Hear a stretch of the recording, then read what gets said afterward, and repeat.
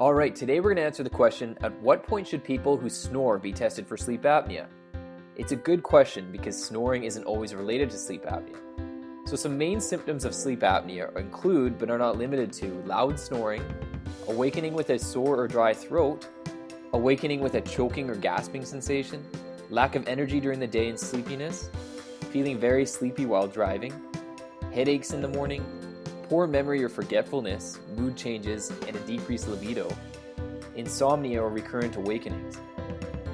An important one to note is a bed partner or someone who has witnessed you have lengthy pauses in your breathing during sleep, and witness symptoms related to sleep apnea. If you're experiencing any of these symptoms and you think it may be related to sleep apnea, see a professional to get tested. We'll see you in the next video.